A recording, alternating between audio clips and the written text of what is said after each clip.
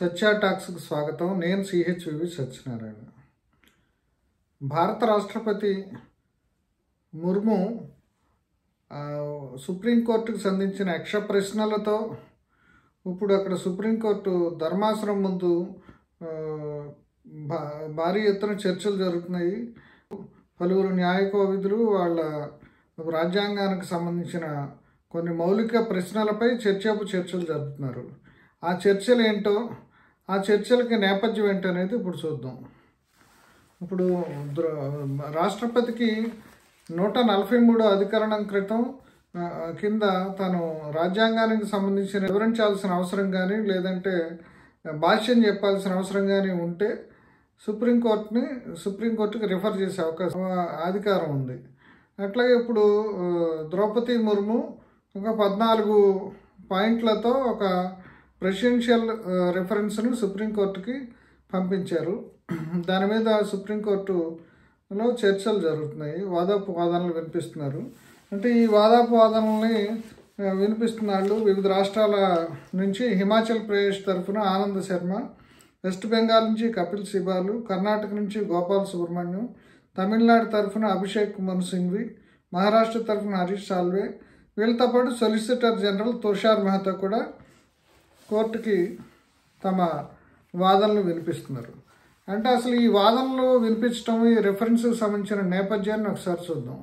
అంటే మన దేశంలో గవర్నర్లు అధికార పక్షం తరఫున నియమించిన గవర్నర్లు ప్రతిపక్ష రాష్ట్రాల్లో ఉన్న రాష్ట్ర ప్రభుత్వాలను రకరకాలుగా చికాకు పెట్టడం, రకరకాలుగా ఇబ్బందులు పెట్టడం అనేది వాళ్ళ కొత్త కాదు, అది ఎంతో కాలంగా వస్తుంది. ఇప్పుడు కొత్తగా ఈ బెంగాలు, కేరళ, మహారాష్ట్ర, ఈ ముఖ్యంగా తమిళనాడు, ఈ రాష్ట్రాలకు చెందిన గవర్నర్లు ఆ ప్రభుత్వాలు అక్కడ అసెంబ్లీలు పాస్ చేసిన బిల్లులకి వాళ్ళ ఆమోదం తెలపకుండా వాళ్ళ దగ్గర అట్టు పెట్టుకోవటం అనేది ఒక పెద్ద సమస్యగా మారింది. ఈ విషయంలో తమిళనాడు ముఖ్యమంత్రికి స్టాలిన్కి ఇప్పుడు ఆర్ఎన్ రవి, అక్కడ తమిళనాడు గవర్నర్ ఆర్ఎన్ రవికి మధ్య చాలా ఘర్షణ వాతావరణం ఏర్పడింది. ఇప్పుడు తమిళనాడు ప్రభుత్వం దాదాపుగా 13 బిల్లుల్ని అసెంబ్లీ ద్వారా ఆమోదింపజేసి గవర్నర్ ఆమోదం కోసం పంపితే దాంట్లో 10 బిల్లుల్ని ఏ రకమైన నిర్ణయం తీసుకోకుండా అట్లా ఉంచారు. అంటే ఇప్పుడు మనకి రాజ్యాంగంలో 200 అధికరణం ప్రకారం గవర్నర్కి 4 ఆప్షన్స్ ఉంటాయి. ఒకటి అసెంబ్లీ నుంచి పంపిన బిల్లుని ఆమోదించడం, లేదా పెండింగ్లో పెట్టడం, లేదా తిప్పి పంపటం, లేదా ఫైనల్గా రాష్ట్రపతి పరిశీలనకు పంపటం, ఈ ఆప్షన్స్ ఉంటాయి. ఆయన ఇప్పుడు మొదట పంపిన బిల్లులను తన దగ్గరే చాలా కాలం పాటు పెండింగ్లో పెట్టడంతో అసెంబ్లీ మళ్ళీ ఆ బిల్లులను మళ్ళీ ఇంకోసారి ఆమోదించి ఇంకోసారి గవర్నర్కి పంపింది. గవర్నర్కి పంపితే ఆయన దాన్ని రాష్ట్రపతి రిఫరెన్స్ కోసం పంపారు. అక్కడి నుంచి ఎంతకాలానికి నిర్ణయాలు రాకపోవడంతో జాప్యం జరుగుతున్న ఉద్దేశంతో తమిళనాడు ప్రభుత్వం సుప్రీంకోర్టు పార్థివన్ నాయకత్వంలోని ధర్మాసనానికి వెళ్ళింది, రిట్ పిటిషన్ దాఖలు చేసింది. ఇప్పుడు అక్కడ ఇప్పుడు ఆ ద్విసభ్య ధర్మాసనం తీసుకున్న నిర్ణయం అనేది ఇప్పుడు దేశవ్యాప్తంగా ఇప్పుడు పెద్ద చర్చనీయాంశమైంది. ఇప్పుడు దాని మీదే ఇప్పుడు సుప్రీంకోర్టుకి రాష్ట్రపతి దానికి సంబంధించిన యక్ష ప్రశ్నలే ఇప్పుడు సంధించారు. దాని మీదే ఇప్పుడు రాజ్యాంగ వ్యవస్థలు ఒకదాని బాధ్యతలో ఇంకోటి జోక్యం చేసుకున్నాయా అనే దాని మీద ఒక చర్చ జరుగుతుంది.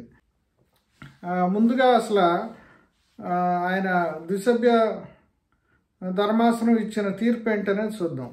అంటే ఇప్పుడు రాజ్యాంగంలో గవర్నర్లు ఫలానా ఇన్ని రోజుల్లో, అంటే 3 నెలల్లోనో 2 నెలల్లోనో నెలలోనో తాము బిల్లుల్ని ఆమోదించాలి లేదంటే తిరస్కరించాలనేది రాజ్యాంగంలో ఎక్కడ రాయలేదు.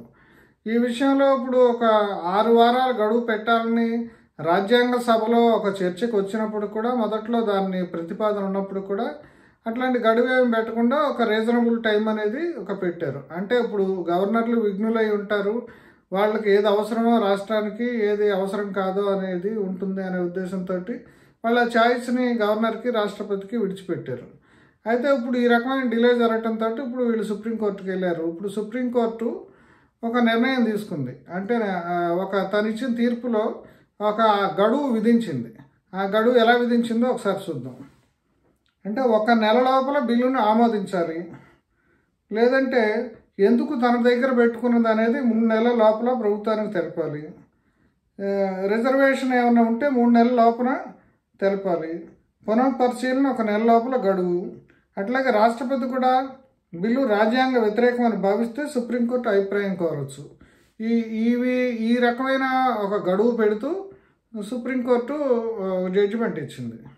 ఇప్పుడు ఆ జడ్జిమెంట్ మీద కేంద్ర ప్రభుత్వం డైరెక్ట్గా ఛాలెంజ్ చేయకుండా స్ట్రాటజిక్గా ఏం చేసిందంటే రాష్ట్రపతి ద్వారా ఒక రిఫరెన్స్, అంటే ప్రెసిడెన్షియల్ రిఫరెన్స్ ఇప్పించింది. అంటే ఇప్పుడు కేబినెట్ సలహా మీదే ఇప్పుడు రాష్ట్రపతి, అంటే ఇక్కడ రాష్ట్రపతి అధికారాలకు సంబంధించిన విషయంలో కూడా సుప్రీంకోర్టు ఒక గడువు విధించటం అనేది వచ్చింది. కాబట్టి ఇప్పుడు రాజ్యాంగానికి అధిపతి అయిన రాష్ట్రపతిని సుప్రీంకోర్టు ఆదేశించవచ్చా ఏ విషయంలో అయినా అనేది ఇప్పుడు చర్చనీయాంశంగా మారింది. దీని మీద ఇప్పుడు ఆమె రిఫరెన్స్లో కూడా ఏమేమి పాయింట్లు అడిగింది అనేది ఒకసారి రాష్ట్రపతి చూద్దాం మనం.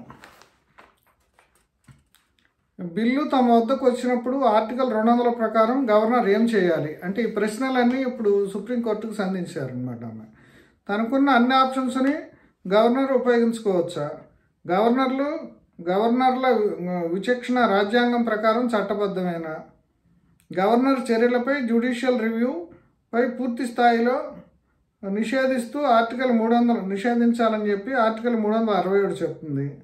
రాజ్యాంగంలో ఏమీ ప్రస్తావించిన కారణంగా కోర్టు ఉత్తర్వుల ద్వారా గవర్నర్ బిల్లుల ఆమోదంపై గడువు విధించవచ్చా, ఆర్టికల్ 201 కింద రాష్ట్రపతి విచక్షణాధికారాలను వినియోగించవచ్చా, జ్యుడిషియల్ ఆర్డర్లు అంటే సుప్రీంకోర్టు తీర్పు ద్వారా ఇచ్చినట్టు గవర్నర్లు విచారణాధికారాన్ని ఉపయోగించుకోవడానికి టైం లైన్ విధించవచ్చా.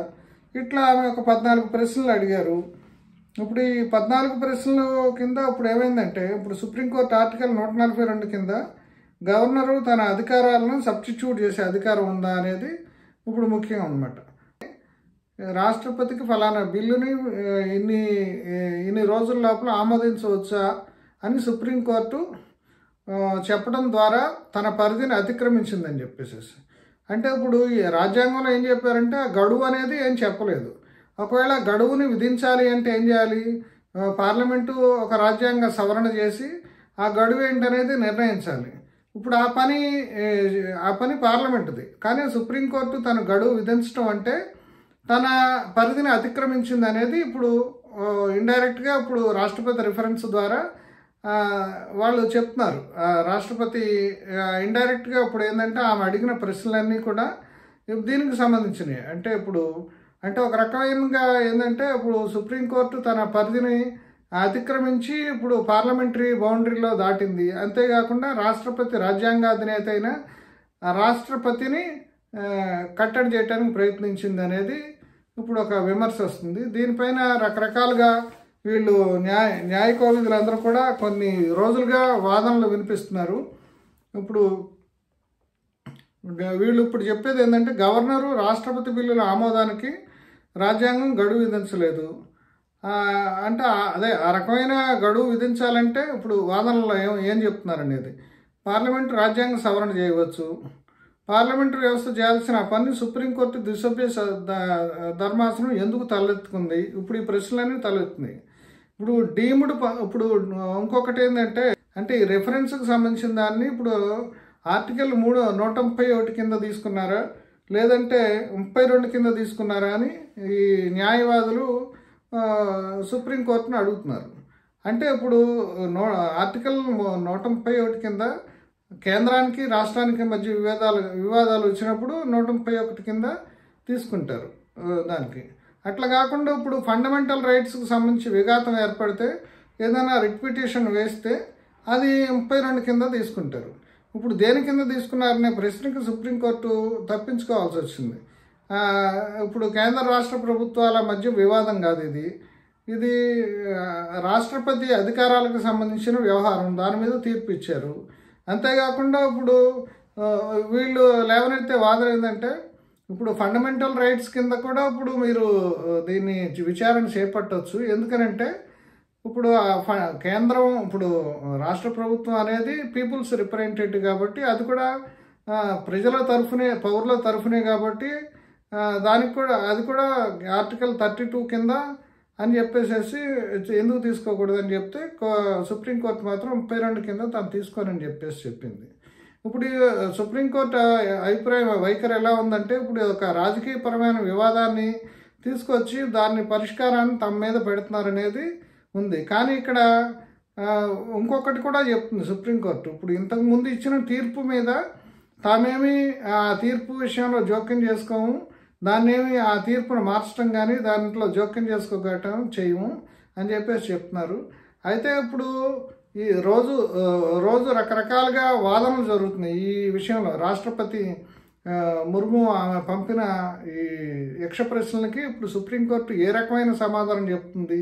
ఇప్పుడు సుప్రీంకోర్టు తనకు లేని అధికారాలని ఆపాదించుకుని ఒక తీర్పు ఇవ్వడం ద్వారా ఈ గవర్నర్లకి, రాష్ట్రపతికి గడువు విధించడం అనేది ఏ రకంగా సమర్థించుకుంటుంది అనేది ఇక ఈ విషయంలో ఇప్పుడు చర్చల్లో ఏం జరుగుతుంది అనేది సుప్రీంకోర్టు ఏం చెప్తుంది అనేది చూడాలి. ఎందుకంటే సుప్రీంకోర్టు ఏం చెప్తుందంటే తాను ఆ తీర్పును మార్చేది లేదు. ఇప్పుడు రిఫరెన్స్కి సంబంధించి ఈ రిఫరెన్స్ మీద ఏదైతే ఈ 14 పాయింట్ల రిఫరెన్స్, రాష్ట్రపతి రిఫరెన్స్ ఉందో దాని మీద వివరణకే తాము పరిమితం అవ్వాలని సుప్రీంకోర్టు ప్రయత్నం చేస్తుంది. అయితే ఈ విషయంలో ఈ న్యాయవాదులు రకరకాల చర్చలు ఇవన్నీ వస్తున్నాయి. ఇవన్నీ కూడా మళ్ళా రాజ్యాంగ మౌలిక స్వరూపానికి సంబంధించిన ఒక చర్చలకు దారితీస్తున్నాయి. అంటే కొంతమంది న్యాయ కోవిదులు చెప్పడం ఏంటంటే, గతంలో కేశవానంద భారతి కేసు ఏ రకంగా అయితే రాజ్యాంగ మౌలిక స్వరూపానికి సంబంధించిన నిర్వచనానికి సంబంధించిన ఇంపార్టెన్స్ వచ్చిందో, హిస్టారిక్ ఇంపార్టెన్స్, ఇప్పుడు ఈ రాష్ట్రపతి రిఫరెన్స్ కూడా దీని మీద వచ్చే సుప్రీంకోర్టు నిర్ణయం కూడా అంతే ఇంపార్టెంట్గా కాగలదని చెప్పేసి భావిస్తున్నారు.